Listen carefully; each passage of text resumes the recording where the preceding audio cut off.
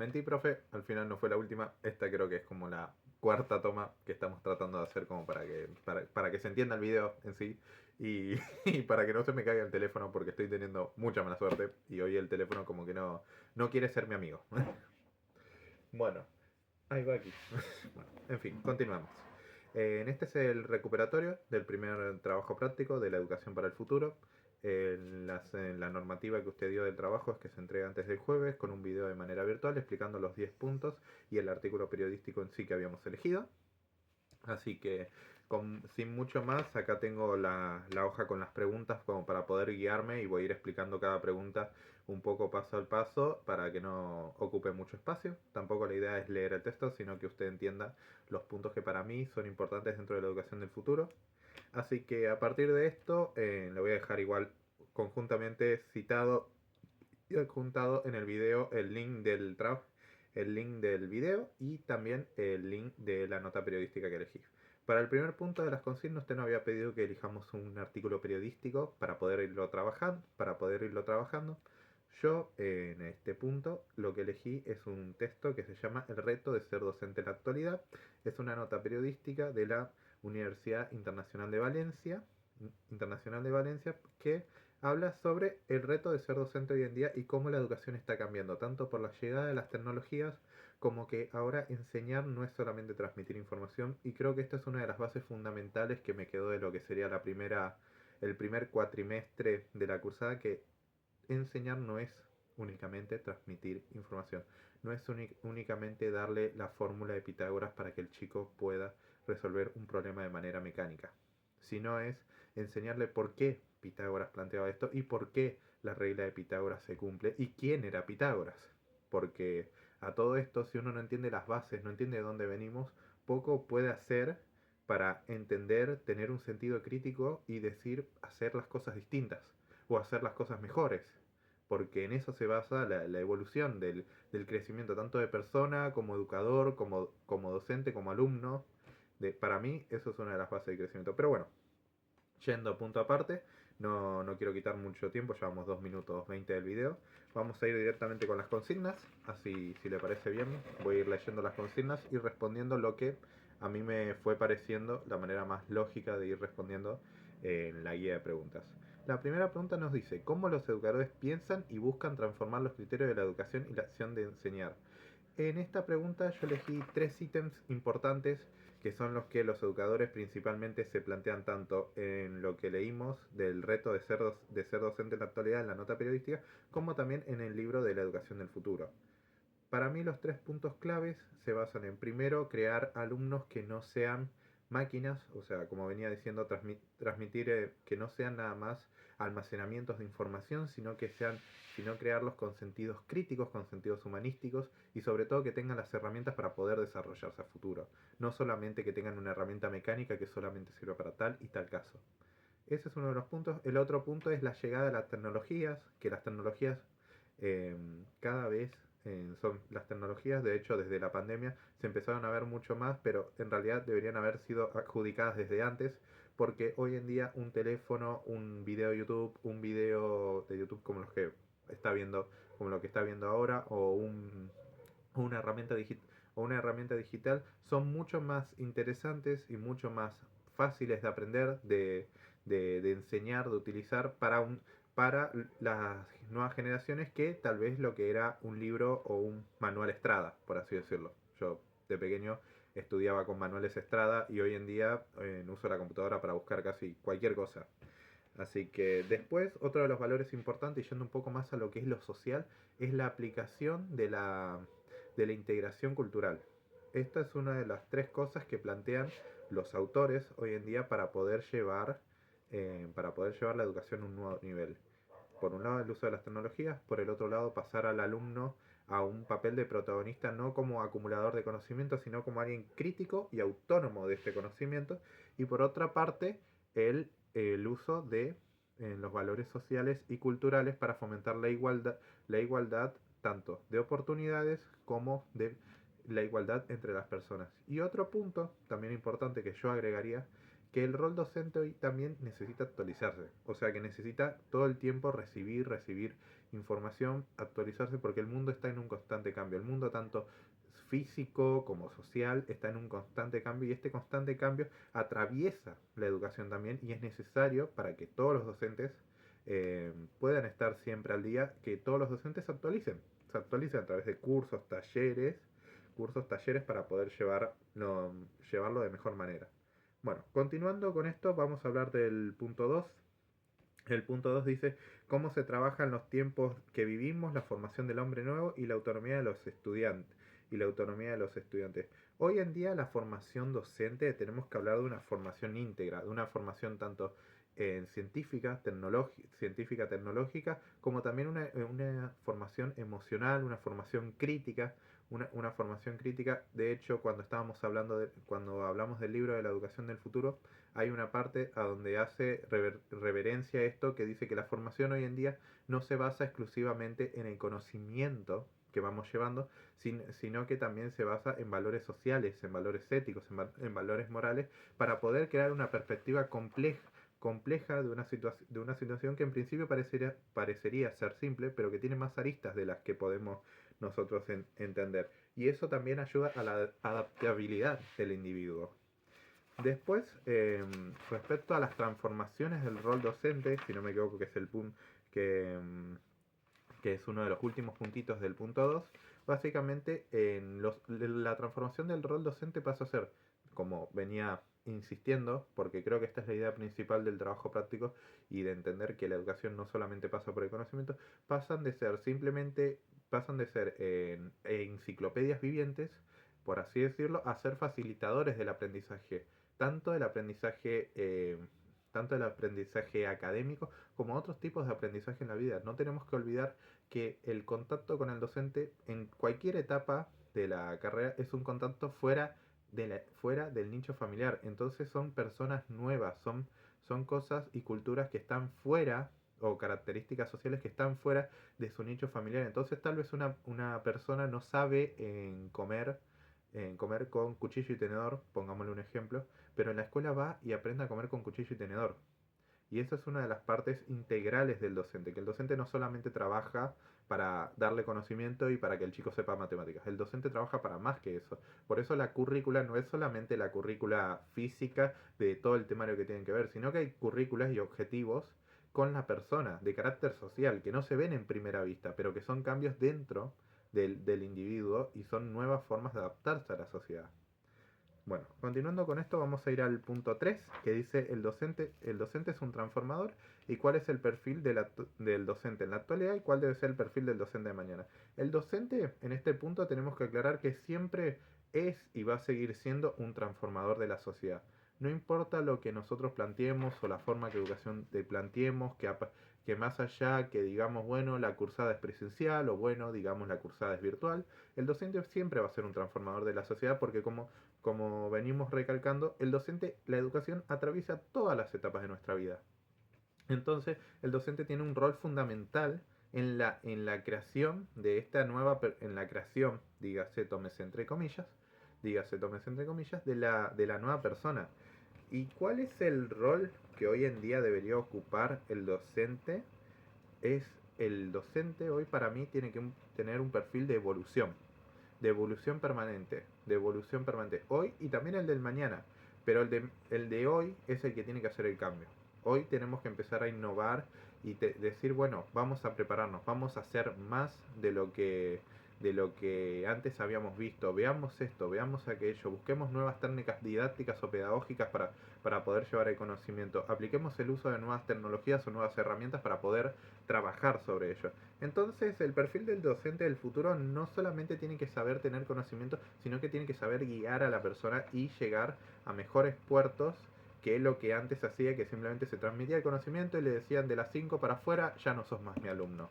Hoy en día creo que la función docente pasa por más cosas que solo eso.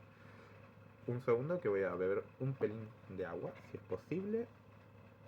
Bueno, siempre tengo mi vasito ahí, pero bueno, justo esta vez me olvidé el vasito y bueno, vamos a seguir. Respecto con el punto 4 del punto 4 de la guía, nos habla de que en este mundo globalizado, ¿qué lugar e importancia tiene la tecnología en la acción de enseñar? Hoy en día tenemos que entender que la tecnología, a pesar de los tiempos en los que vivimos, la tecnología es un factor hiper importante e hiper comunicativo.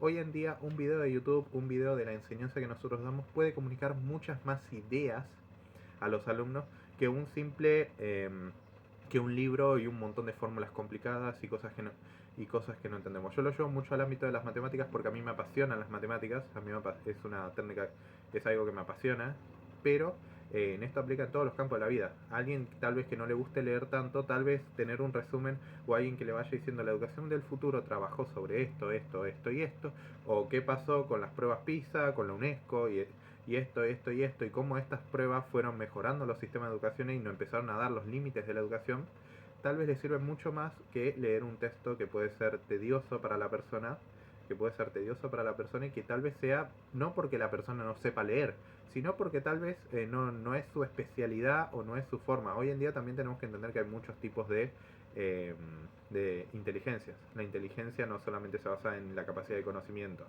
sino que hay muchas más. Entonces, entendiendo esto, nosotros tenemos que entender que la tecnología es un factor fundamental hoy en día en este mundo globalizado, porque la información atraviesa Internet. Y lo que atraviesa Internet es información que después llega a las escuelas y que atraviesa la educación también. Entonces la tecnología es un punto clave hoy en día y va a seguir siendo un punto clave para la educación del futuro eh, sobre, sobre la misma idea de educar. Después, yendo al punto 5, ¿hay calidad educativa en el proceso de enseñanza y de la educación?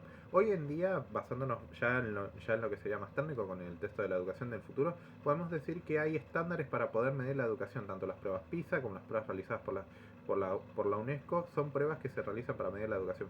Podemos entender que hay países con educación de alta calidad y alto compromiso educativo, pero hay otros países que no tienen tantas opciones en este tipo de chances, ya sea por su ubicación, por los índices de pobreza, porque también tenemos que entender que la educación no es solamente ir a cursar la escuela, sino es ir a cursar a la escuela en las condiciones que vos puedas estudiar.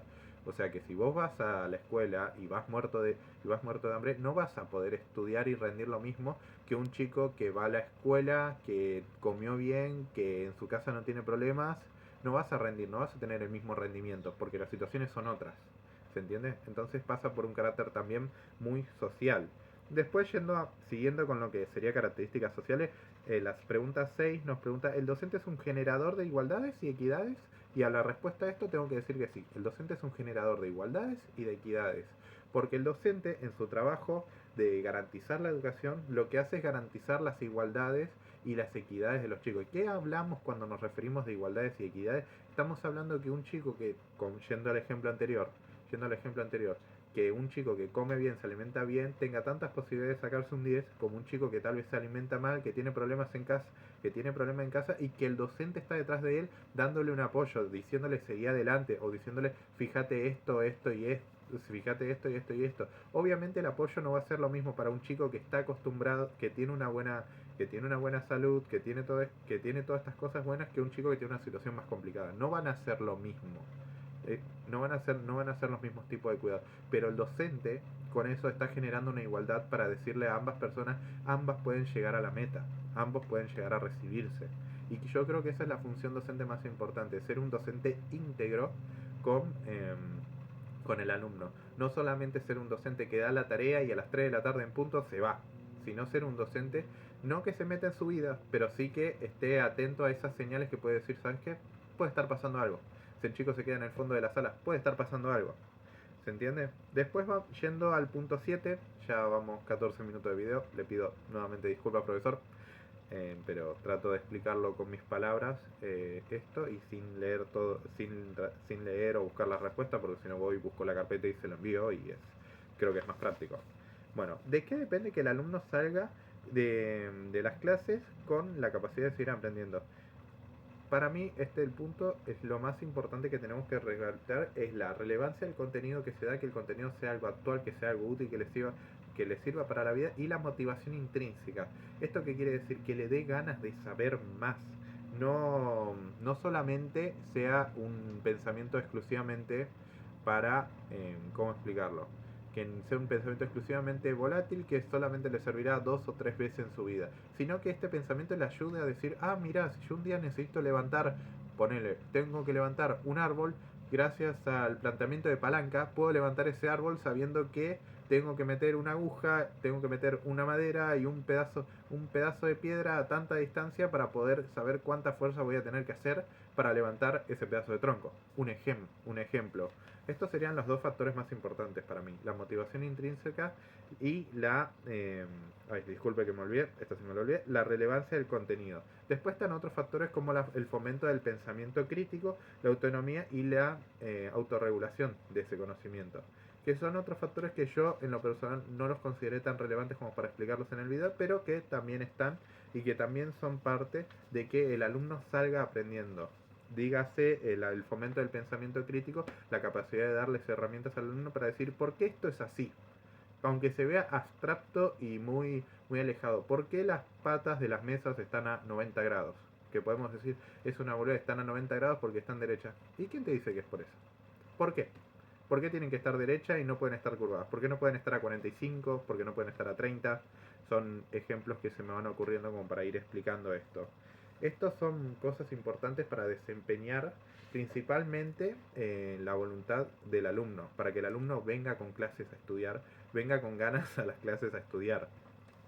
Ahora, después, ya esto sería una pregunta directamente del texto, que es qué competencias son las que más sobresalen en el recorte o en el video, en el recorte video o imagen elegida por ustedes. Para mí, la capacidad más importante que sobresale es la capacidad de transmitir conocimientos y el uso de las tecnologías, porque hoy en día las tecnologías se han vuelto un valor fundamental para para la educación de los jóvenes, y el transmitir conocimiento ya no solamente se basa por transmitir el conocimiento de manera escrita en 2 horas de clase, sino tal vez se basa en chicos vean este video, o chicos vean a tal, por ejemplo, un ejemplo, profe Alex, que es un profesor de matemáticas que a mí me encantó un montón, me ayudó un montón con los exámenes de la universidad, y me lo habían recomendado de hecho profesores de la universidad diciendo, chicos vean a profe Alex, porque explica de una manera muy sencilla conceptos que parecen hiper complejos, pero que son sencillos, pero que el hombre, a través de su forma de hablar, de expresar, su forma de hablar, expresar, termina relacionando y haciendo un mejor trabajo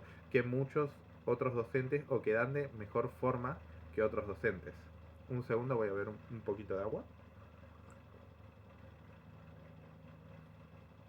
Después, el punto 10 está hablando del tema de la ley de educación provincial.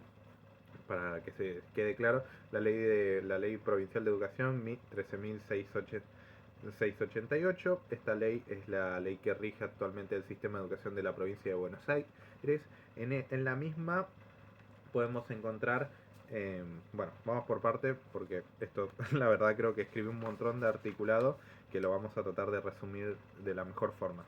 ¿Cuál es el perfil docente y del docente del futuro? Indica en capítulos y artículos. Para mí los artículos más importantes se encuentran en el artículo 59, 60, 59 y 60, que básicamente establecen que el personal docente debe desempeñar sus valores con idoneidad y profesionalidad y valores éticos, y el 60, que destaca la participación de los docentes en los proyectos institucionales.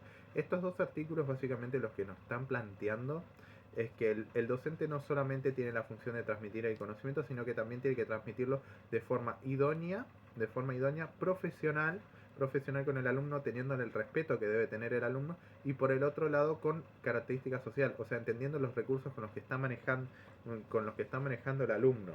Y después el punto 60 destaca que los docentes también tienen que ser parte de los proyectos de educación, que no solamente los alumnos deben llevar proyectos o ideas, sino que el docente también tiene que buscar fomentarlas, fomentar estas ideas, estos proyectos de educación.